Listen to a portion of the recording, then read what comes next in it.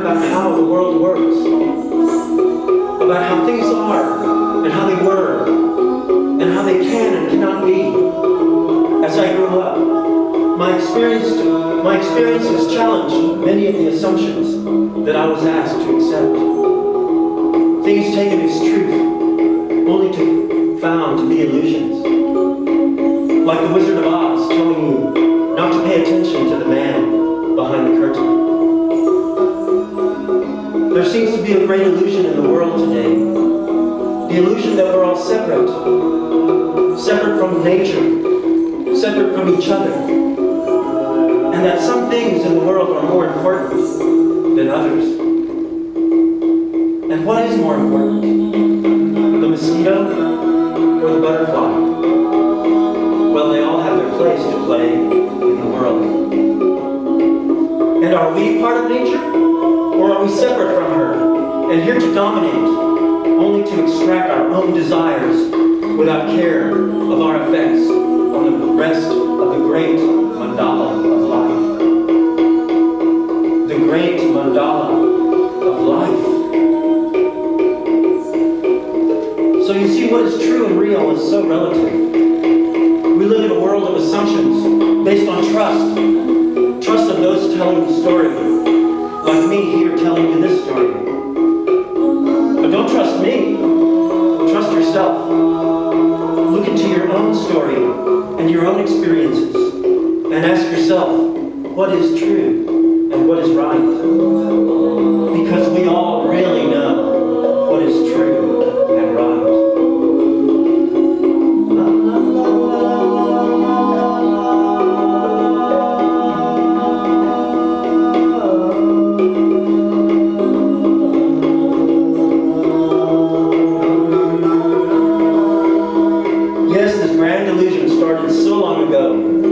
Something about the fall from grace, Adam and Eve. Was it really Eve's fault? Was it really a snake who convinced her to eat the apple? Or was it just the tale of some trusted storyteller angry at their mom? So they demonize Eve and all of us in the process. And the idea that somehow we're all sinners at fault as soon as we're born. Well, I always doubted that. And certainly that illusion fell away when I saw my child born. So beautiful. Such a miraculous event. A newborn child. A newborn human being. Her first breath. Her first laugh. Now that's the face of God.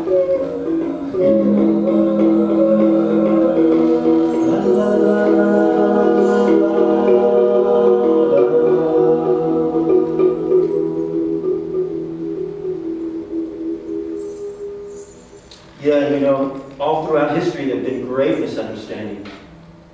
And one of the biggest ones, the one that should have taught us, is the one about the world being flat. And finding out that the world is not only not flat, but fat. And fat with abundance. La la la la la la.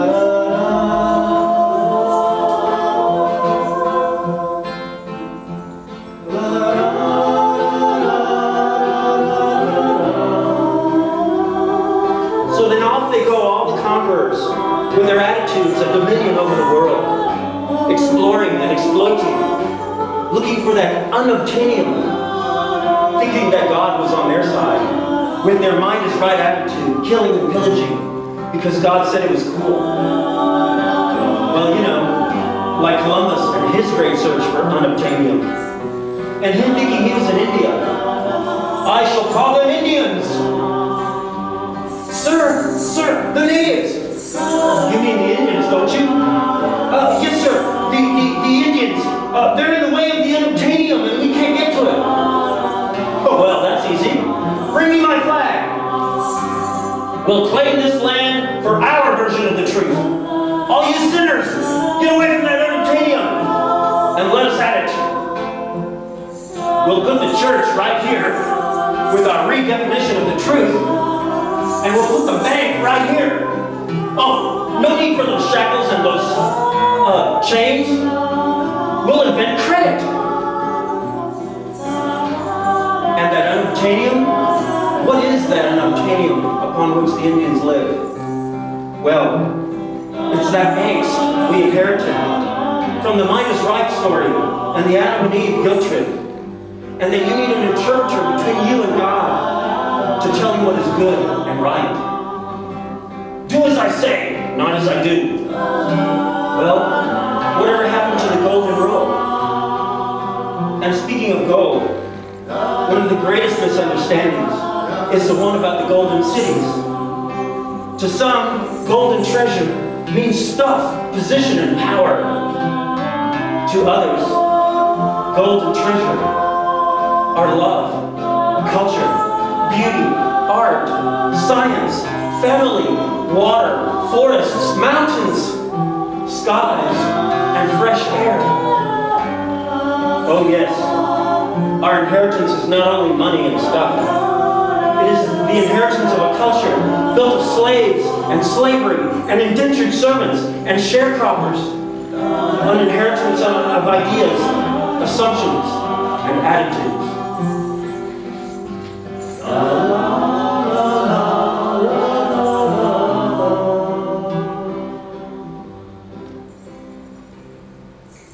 And then, of course, there's all the languages.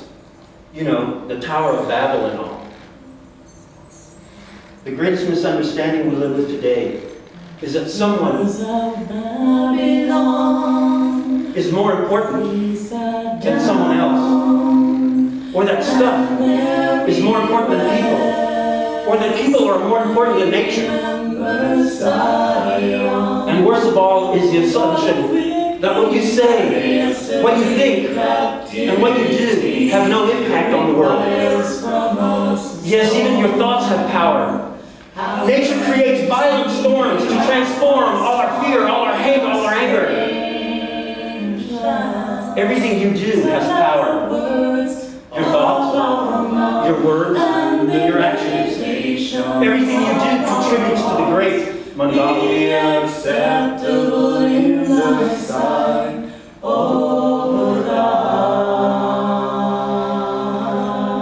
So together,